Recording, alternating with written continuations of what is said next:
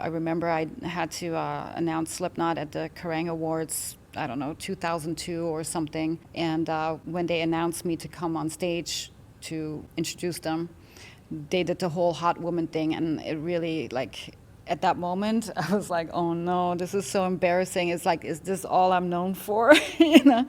What's going on? This is Tori Kravitz. Welcome to another episode of She's with the Band here on KNOTFEST. I am joined by Nadja of Coal Chamber. How are you? I'm good. Thank you for having me. I can barely speak. And we're speechless at the excitement of being here together today. But I was so excited because, I mean, I should have known, of course, you still live in LA, you know, but it was very exciting to realize that our paths had the potential to cross. Yeah. So yeah, how have things been? You're at home for a little bit. Unexpectedly. Home for a little bit. Unexpectedly, yes. Home until March of 2025, so that's still a few months away. You know, I was getting ready for this tour that we had planned, and was at the gym every day, working out, getting my stuff together, and then, you know, unfortunately, we had a little setback, but now we're home, and it's okay. It's nice to be home too, you know, and tie up loose ends of everything that I was worrying about before going on tour. There you go. Now you have a lot of time to make sure everything's in order for when you do go on tour. A lot of time. You are fully prepared. You have to be fully prepared now in March. If there's any loose ends, I don't know. Things always come up last minute. You know, we'll see. But I mean, I have to do the wellness check on Dez, on the band. Everyone doing somewhat okay, at least taking care. Yeah, I mean, taking care of everything for sure. You know, still going through. I know Dez still has some appointments coming up, and you know. We're hoping for the best, and I think we're all going to be ready in March. Fingers crossed. Yeah, yes. Fingers crossed. For sure. I mean, I know I'm usually based in Orlando, Florida, when I'm not out here in LA. And I was originally going to see the show there, and I was already messaging your publicist, like, oh, when she's in Orlando, can we link up? So it's at least serendipitous that I get to catch you out here. Oh, so great. I'm glad that worked out. What is life like for you when you're home? Because when I think of you, I just think of the badass bass player on stage who's crushing it. So it's hard to imagine a domesticated Nadja. So what do you do when you're in LA and home for a bit? Well, you know, I can be domesticated and I can be wild. So it's like really a couple of different personalities in here, you know. Yeah. But I don't know. I work. I do creative stuff. You know. I try to just keep busy, you know. I like anything artsy. I design T-shirts still. I used to do that and then kind of stopped for a while, so I started doing it again. I did a movie last year, actually, but it's about to come out, hopefully, before the end of the year. Okay. Which, you know, that was fun. And, just kind of doing artsy-fartsy stuff, you know? Artsy-fartsy. I say that all the time. I never hear anyone else say that. Oh, God. That's so funny.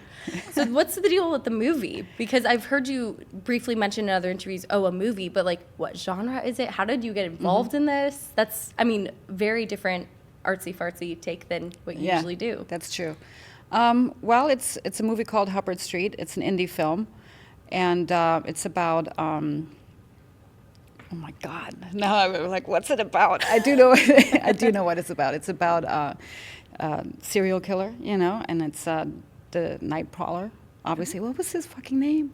Can I say that? Yeah. I don't know a lot about. I'm not one of those people. I'm having a blank. It's because I didn't have enough coffee. Richard Ramirez. Sorry. And so it's about his story, you know, in 1985, and I get to play his girlfriend that doesn't live very long, so I'm only in there for a couple of minutes. But it's great. It's, you know, through the producers and directors are friends of mine, and when they were talking about this movie, they were like, oh, we kind of want you to play music in it. And I'm like, well, why would I act doing what I already do in real life? I'd rather just say something or be somebody else, you know? So they wrote me this little part to be Richard Ramirez's girlfriend for a hot second. That is really cool, it was especially fun. For you to put yourself out of your comfort zone and say, well, I don't want to do the same thing. You very overtly challenged yourself then. Yeah, absolutely. And yeah, it was very quick. You know, we just shot it in one afternoon. But it was good to do that. And interesting because, you know, I had to practice with Richard Ramirez's character in the backstage, and it's interesting because all of a sudden the other personality takes over. It's kind of like when I go on stage, you know, I get ready for a show, but then once I actually go on the stage, something else takes over and I become a different personality. I mean, it's part of me, but, and same thing with the movie thing, so. That is interesting how there's that intersection in mindset of a transformation. And in one afternoon, you're a movie star. Congratulations. Well, I don't know about that, but we'll see. In my eyes. We'll see. But I also love that intersection of sort of horror and metal. Like, you see that quite often. Are you a bit of a horror fan? Yes and no. I mean, I'm not a big fan to where I watch horror movies all the time. If there's something good coming out, I'll watch it. But I don't watch that much television to begin with. Honestly, I really don't. So you keep me busy doing other things, doing the artsy fartsy things. That's right. Now I just love saying that. You started it. I'm sorry. No. But you really are kind of a jack of all trades. I actually made a note because you had said in another interview, you call it the gypsy lifestyle. The fact that you're in fashion design, in music, now in a movie, and even just a visual artist too. So for you, what has been the most challenging or most exciting of all the endeavors you've been a part of that pushed you as a creative person? Well, I guess, everything that's out of your comfort zone is what's challenging. So, oftentimes I stay in my comfort zone. Music is sort of a comfort zone for me. So the movie thing was, kind of pushing myself. But also with designing and especially business, So I'm still trying to learn more business stuff, and I learn things every day. Yeah. But, yeah. And I mean, so fashion design is another one. You had a clothing line that was in Hot Topic in 2002. I did my research, and you're back to designing then. Are you going to be releasing more clothing? Is that a plan or?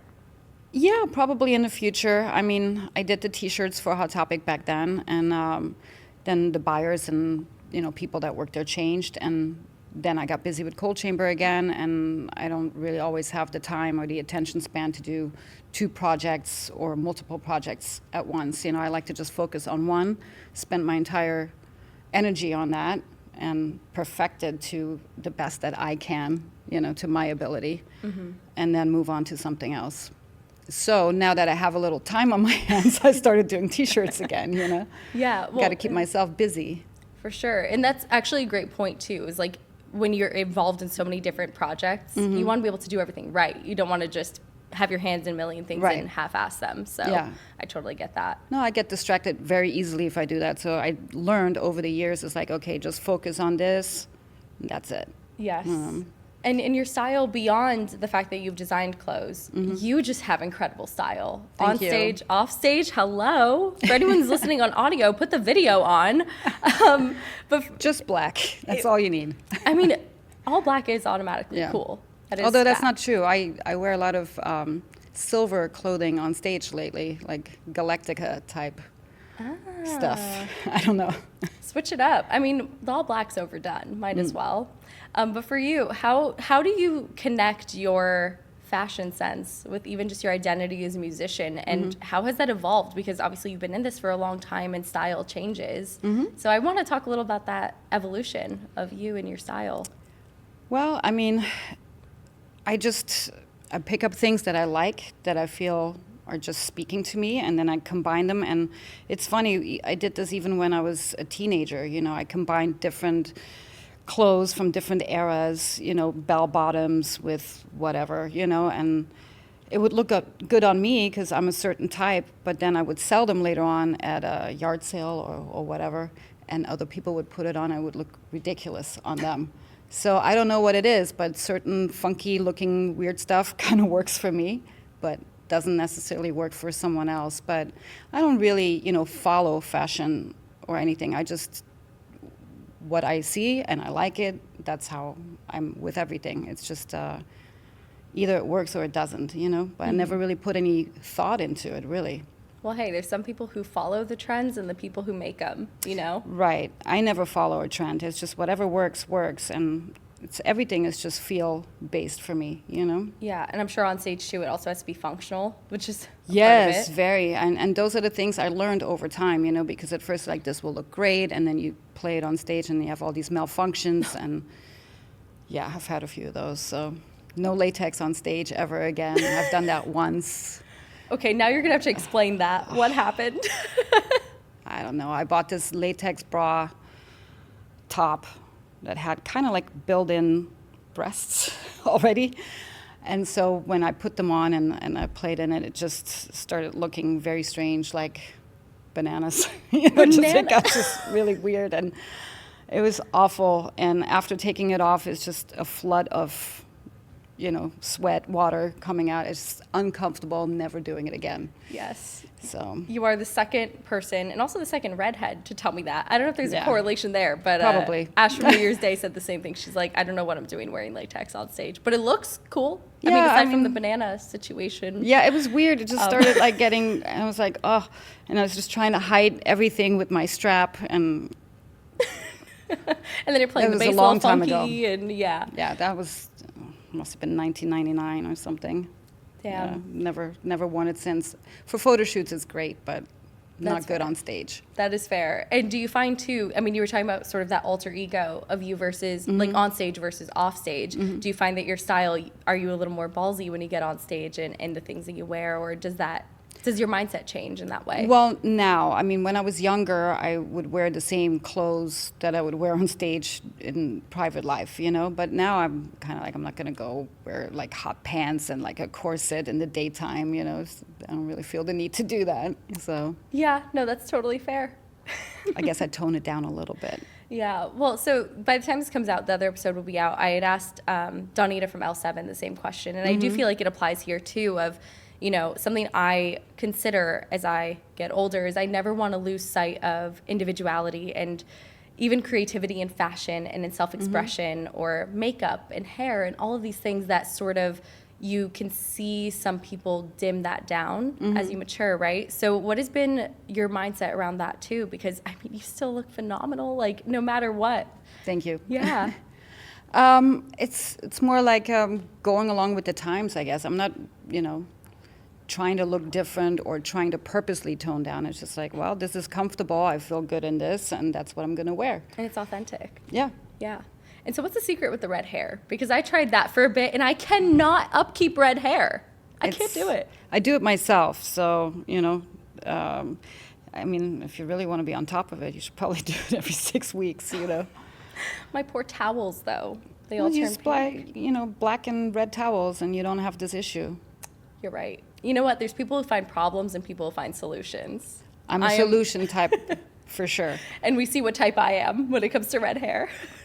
Yeah, no, but it's, it's not easy to upkeep, I guess. But I think I've been doing this for so long that at this point, probably hard to get it out. True, and it's a signature look. I think if I ever saw you without red hair, I'd be like, is she okay? Is everything all right? I tried for a minute. I tried to, go more orange and stuff. I'm like, who are we kidding, Right. This is what it is.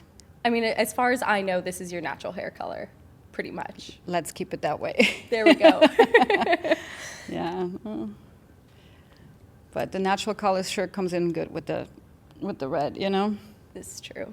True. And, I was kind of refreshing my history on Coal Chamber a little bit, and it really is remarkable, like the ebbs and flows of the band and, the disbanding, the coming back together, and everything that you all have been through as a unit over the last 20 years, over 20 years. 25 for me, at least, yeah. 25 years.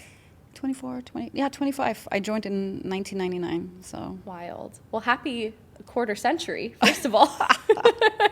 Thanks. When you put it that way, right? But what has this journey of sticking together for 25 years really taught you about unconditional friendship and perseverance as a band? Because there have to be some life lessons in all of this, right?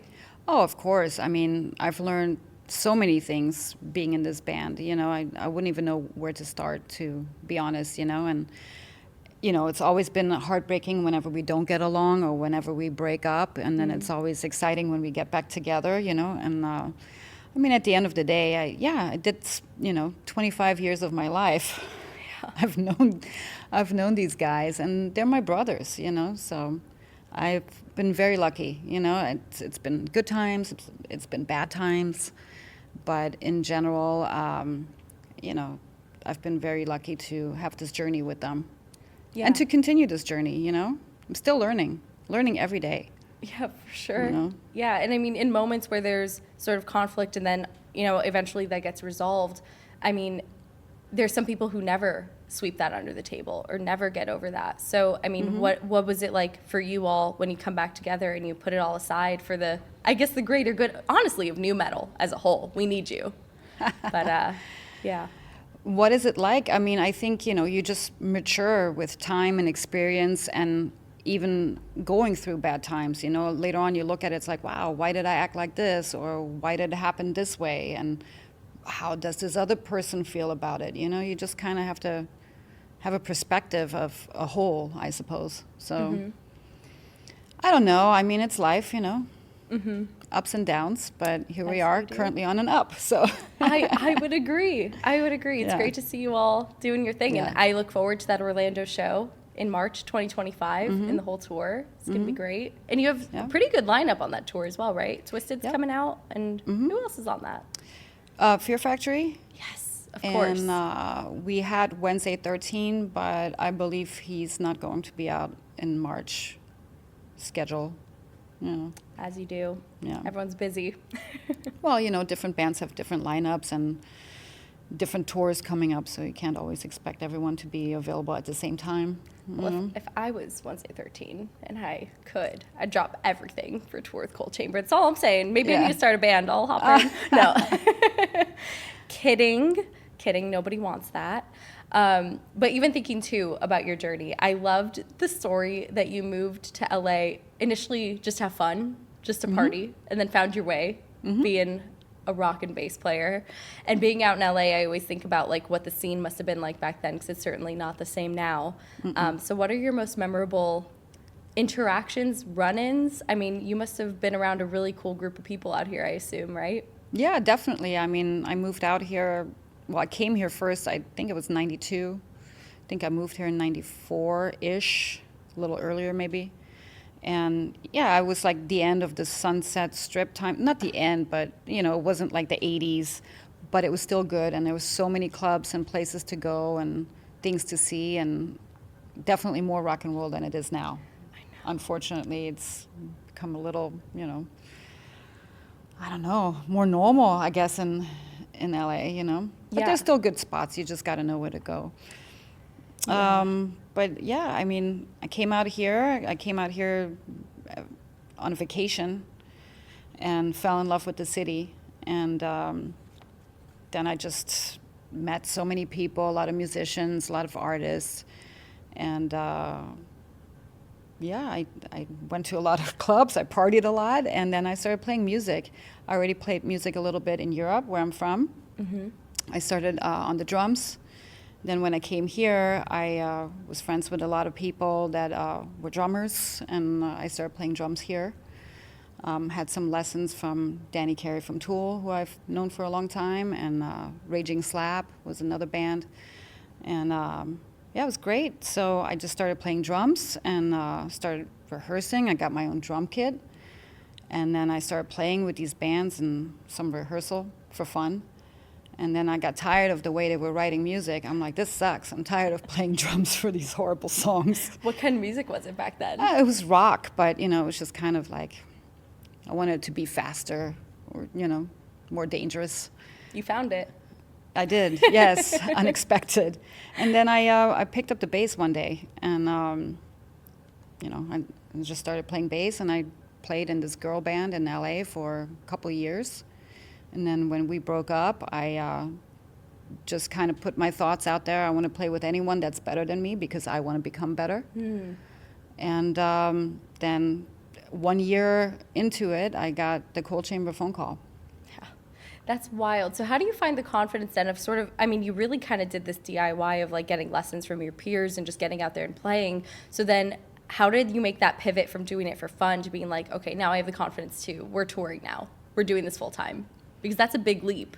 Yeah, but I mean, for me, it's been a big leap coming from Europe to here. I moved here with no expectations, really, no idea of what I was getting myself into. And, the first few years, it was just pure survival and learning, coming from a different country.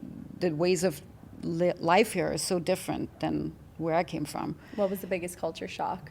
It wasn't so much a culture shock. It's just, the mentality sometimes is very different from Europe, but you learn that over time, like when I first came here and people were friendly and like, hey, how you doing?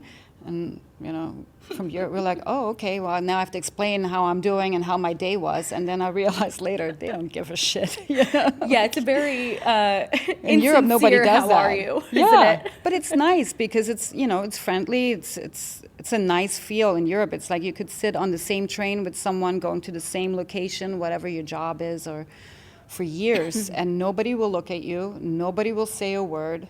And, here it's just everybody's so friendly. And so that was a bit of a confusing. But then it was more confusing when I realized it wasn't real. I'm like, okay, but, all in all, obviously I love it here. Otherwise, I wouldn't still be here, Right.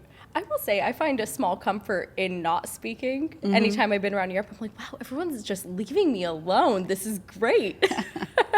So I guess you always want what you can't have a little bit, maybe. Yeah. Just got to find the balance, I guess, the happy medium. Yes. Yeah. Yes. But yeah, so what was I answering? What question was this again? We were just talking about the transition into becoming a touring musician. Right. So yeah, I played around town, and then I realized, I wanted to take this more seriously and play and become better.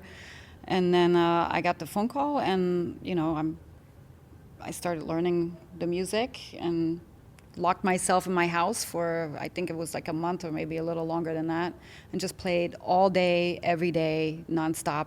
Because I was more of a, I guess, alternative rock type musician. So to me, new metal, and I mean, I listened to Metallica and whatever not, but it was still different for me to play that way. So learning the cold chamber style was an adjustment. But yeah, I literally locked myself in my house and did not have any social life at all. But, well worth it. But, when I want something, I go for it. And I'm a Capricorn, so I'm just like, I don't totally know what that means, but after this, I'm going to look up Capricorn, and it's all going to make sense. Yeah, I mean, a lot of people don't believe in it, and I believe in it when it works for me, So. I'm the same. I'm like, if I look at the horoscope and it resonates, great. And then if it doesn't, I'm like, yeah, not today. Right, exactly. No, but I'm just, I can be very focused, and then I just go for it, Yeah. And yeah, it was interesting. And the first show, I, remember we played at the Electric Factory in, what was it, Pennsylvania, Pittsburgh maybe? I think it was, or was it Philadelphia? Too, I'm not sure. But yeah, it was interesting. Definitely nervous, but just went for it. Well, I guess in those nerves is that moment of growth too, isn't it? When you make yourself uncomfortable, that's when you level up. Yeah, so. and that's that's the whole thing. It's getting out of your comfort zone is really the key to a lot of things. Yeah, 100%, and even comfort zone in terms of music genre, because you're talking about wanting to find music that you enjoyed playing, and really cold chamber, monumental in the new metal renaissance, I'm gonna call it, right? So like you were coming up at the same time as Korn, and like this sort of new version of metal coming out that's melding so many different genres. Did you know that it was gonna become so pivotal as you were a part of that? I mean, when I joined, they already had the first album out, and they just had finished the second one, and so I toured basically the entirety of the second album. So I think that was already, like, they were already big at that time, But did I know? Not really. I mean, I was pretty young when I joined. Because, Still very young. Sometimes when you're part of a moment that becomes history, in the moment, you're just like, I'm just doing my thing, right? So you really didn't have that. I mean, obviously the band was already doing well, but to know that there would be a new metal revival 20 years later wasn't on your radar, that it would be to that extent. No. It's interesting. Yeah, well, hey, look at you now, right? Yes. Were there, so you're talking about too, that while you were living here, you wanted to play with musicians who were better than you or inspired you and pushed you further. Were there any gigs that you went to or artists that you came across who ended up also being on that path to success that impacted you early on? That I came across here? Yeah.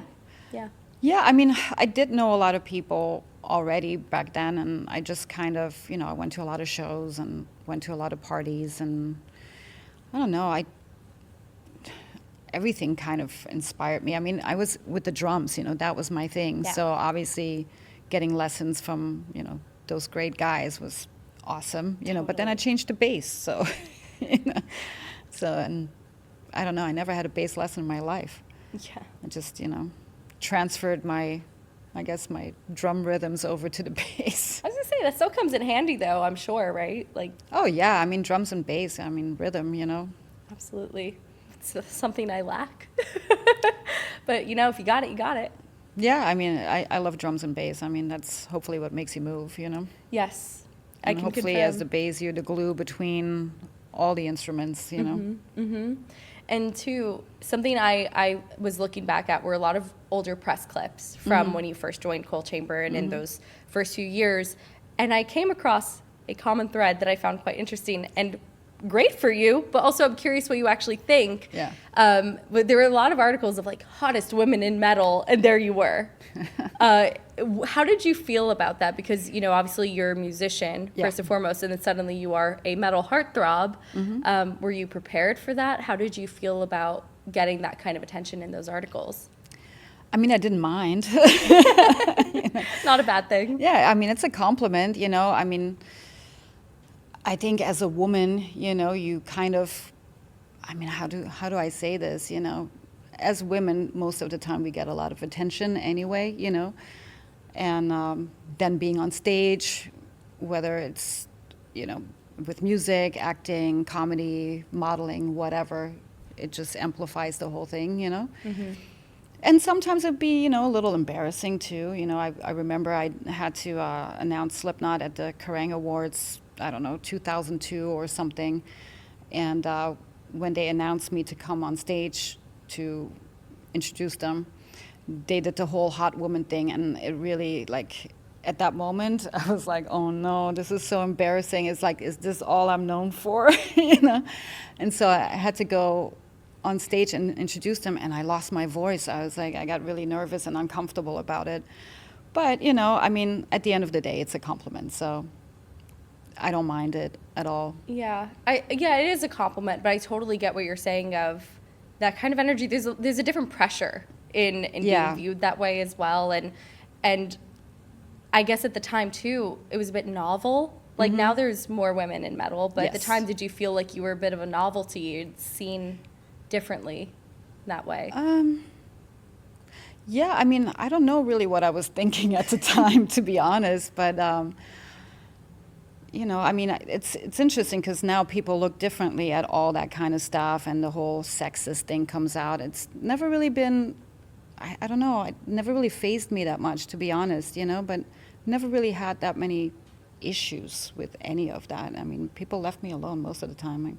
That's a good thing. Yeah. I'm glad to hear that. Yeah, I really no issues, but it's also like I know how to stand up for myself. I think I also give off a certain energy of don't fuck with me. You do. You gave me an eyebrow raise before this interview started where I was like, I know my place. Yes, understood.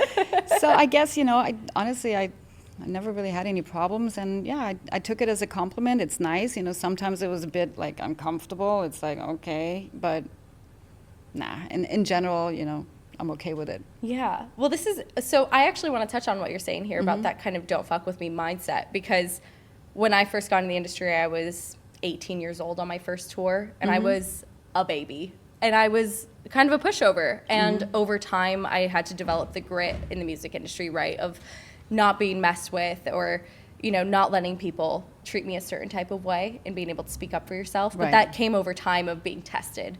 Did you find that the same thing happened to you, or did you always have that? I think I always had that to a certain degree, because I think it's just the way I grew up already. I grew up in not the best neighborhood, so I always had to kind of defend myself, stand up for myself, and then it just kind of, that's just a way of life. So. Yeah. Well, okay, touching on that too, because there was a quote from a Kerrang interview in 1999 that I've pulled. Man, you really did your homework. I really did! Should have had a margarita before I came here. Like, what the hell's going on? Sorry. But you said that being on the road changed you on a personal level in positive ways and helped you get to know yourself better, which I'm sure still... I said that? You did. Wow. Well, it's in print. I don't know. Maybe, unless Kerrang lied. No, they were always pretty much honest. They're credible. They're credible. But you do strike me as somebody immensely confident and tough. So in what ways did touring sort of shape you? Like, were there certain experiences you had on the road where you're like, wow, this is life-changing right now? Or places you went or people you came across? I mean, I've met so many great people over the years, you know, so many great friendships and everything. And, you know, I think you just learn, like, living that sort of lifestyle. You learn so much about yourself, about others, how to treat others, how to be treated, you know. I mean, you're living in a metal tube together, essentially. Yeah, of course, Very you know. close quarters. And, you know, at the time, I mean, like you said, there weren't that many, you know, females in metal. And, you know, in my band, I mean, it was me as the only female on the whole bus with the crew and everybody, you know. Mm-hmm. But I never had an issue with it, you know. I mean, I've always been kind of a, I guess, a tomboy when I was younger, when I was a kid. Comes in handy. So, yeah, I was always surrounded by boys, men, and you know, I just look at them as my brothers, kind of, you know. So, I don't know. Yeah. So essentially, to make this concise, you're a badass, basically. If you say so. No, I mean, I just, you know, I think I know myself. I think that, you know, sometimes maybe I'm too nice, but there is a level. And I think sometimes people think because I'm nice and let them get away with a lot of things that they can go past the boundaries. But there is a boundary, and people might not know that at first. But when that boundary hits, they will know. Yes. Well, as the kids say, 'Cause then fuck I turn around and into find something out. else. Yeah. But I think, you know, I think that's normal. I think most people have that, you know. Yeah. But also being in this business, you have to have somewhat of a tough skin because people will call you out. People won't always be nice to you, you know. Yeah. And sometimes people take advantage of you, and, you know, eventually you're going to have to stand up, and it's not for everybody, you know. No, for sure. And you have to really love it, or else you get weeded out real quick. For sure, you have to really love it. Even the lifestyle, the sort of gypsy lifestyle, being out on the road, you know, taking showers wherever, not having a shower, not having hotels, you know, not being able to do laundry, not being able to do a lot of girly things, quote unquote, you know. I'm okay with it, you know, but we've had some people on the road that back in the day were crew people, some females that, you know, would have breakdowns and like cry because it was maybe not for them, you know. And I don't know. It's kind of got to be tough. You a little do. bit. You do. And so you got to realize some days your eyeliner's not going to be straight because you're in a moving vehicle. And, Yeah. you know, it's like... And I still have issues with that, even in my regular bathroom. I'm like, True. It's hard enough on stable ground. Try that on tour. But And I think you have to, you know, not take things very personal all the time and just kind of let it roll off you, you know? Yeah. And an observation, too, I've had is I feel like nu metal is a subgenre specifically. There's not a lot of women in. Like, we're seeing growth in other subgenres, but do you think there's something about nu metal, too, that's a little tougher?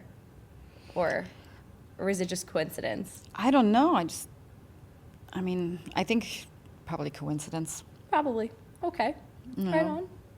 I mean, at the time it was well, new metal, but, you know, I don't know. It's just, I mean, I don't even know that many nu metal singer chicks out there. Exactly. Yeah. I'd have to really think about it, I guess. Yeah.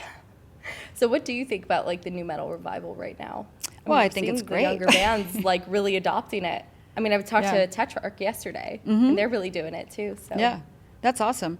I mean, last year when we came back with Sick New World, that was amazing, you know, because the whole bill was kind of, felt like 1999 was back, and, you know, we know all those bands, and it was so great to play with them and see them and hang out, and it's like I miss those days, you know, so it was awesome. So, yeah, I'm all about it. And then it's interesting to see certain, you know, fans, kids come to the shows wearing clothes from Hot Topic from the 90s. I'm like, wow, like, I had those pants once. The trip pants are so back. Yeah. Which I is- never wore those, but No. yeah.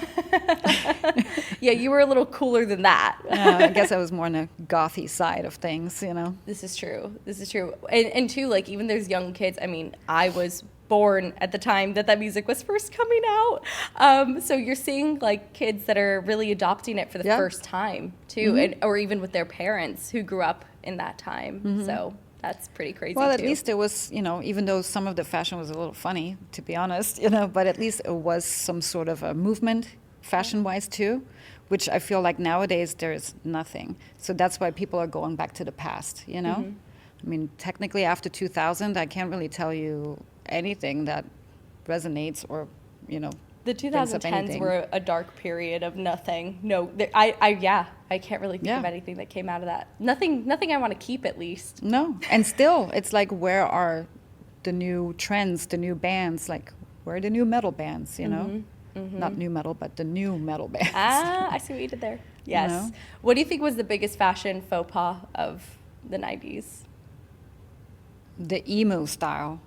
You don't want to see that come back. The hair to the side, I can't stand it. No, I never liked it. I thought it was terrible then. I still think it's terrible.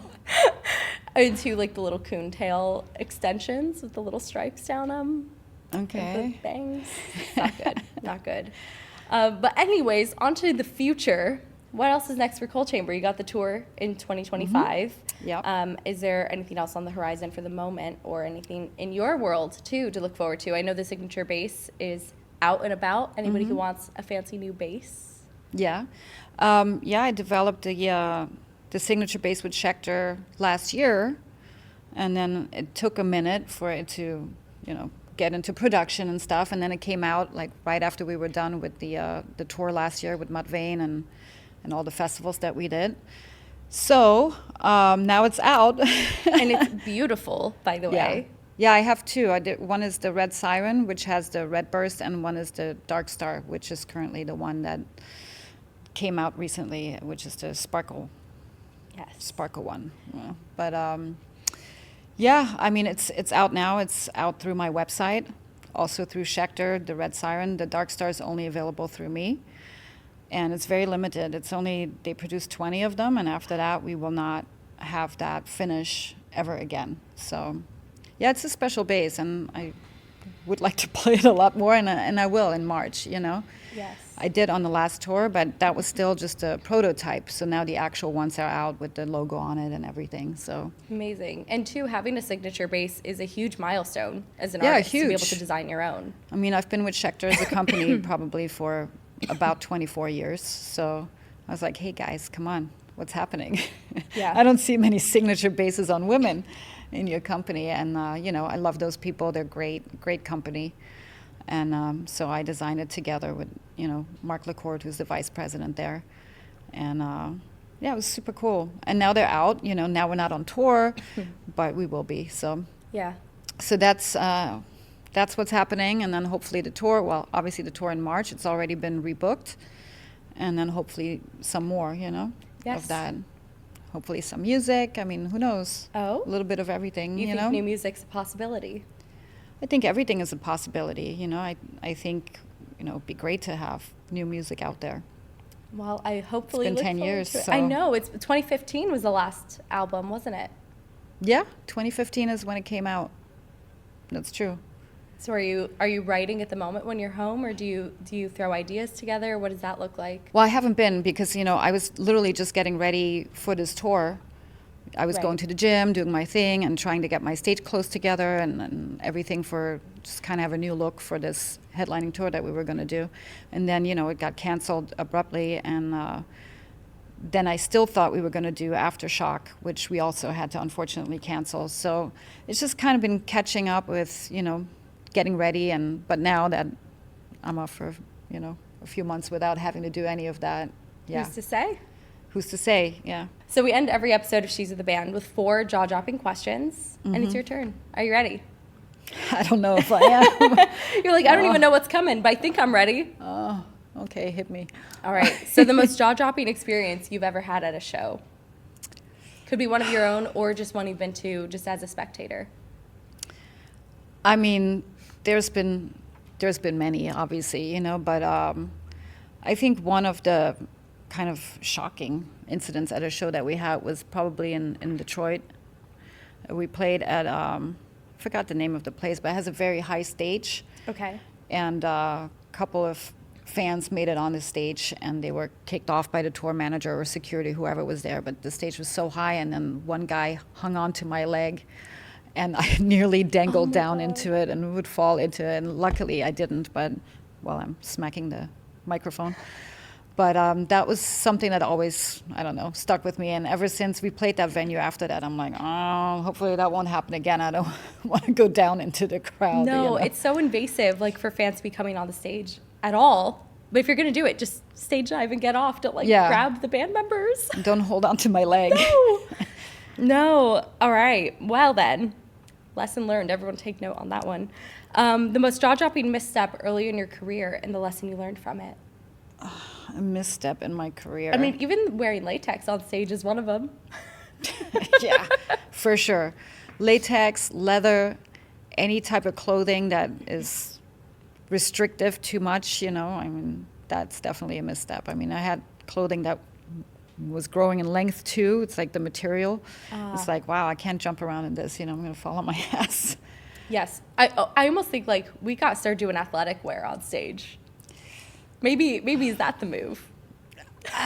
Not quite. No, but that's not cool. You know, I You're mean, right. I'm not a big fan of, in general, people just basically live in their jogging pants all day, you know, and yoga pants. I mean, I'm sure dudes love it, but I think it's just, I don't see the fashion in it, you know. And we don't dress for dudes, so. No, we dress for ourselves. Exactly. Yes. Well, I do, at least. I do too. Yes, no, 100%. The most jaw-dropping female artist that you would love to collaborate with. I mean, I would have to say, like, Poison Ivy from The Cramps. Oh my gosh. Or Patricia yeah. Morrison from Sisters of Mercy, you know?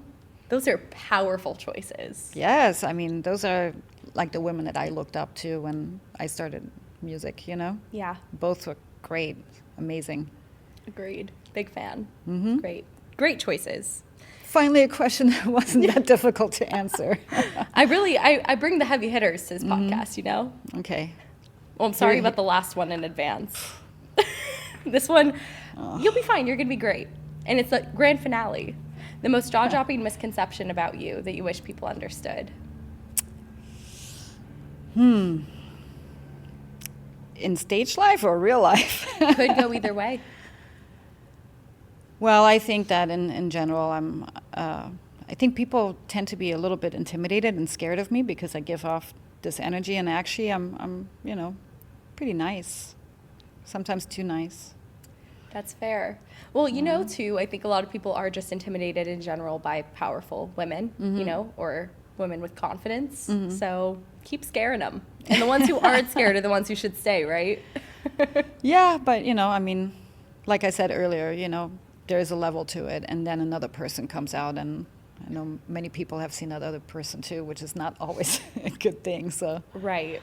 Well, I think if anything, this podcast has proven what a joy you are to speak to. So thank you so much for coming in. Thank you, and thanks for having me. Likewise. Yeah, anytime. You are always welcome. And to everybody who's Orlando watching. next time. Orlando. Yes, I'll see you in March.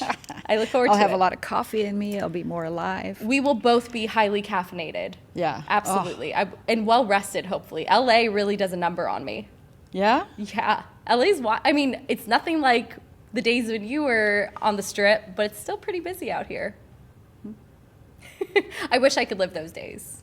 Oh, it was great. I mean, amazing times. And I wish a lot of those places would still be open, you know, available, like a lot of the clubs that closed down.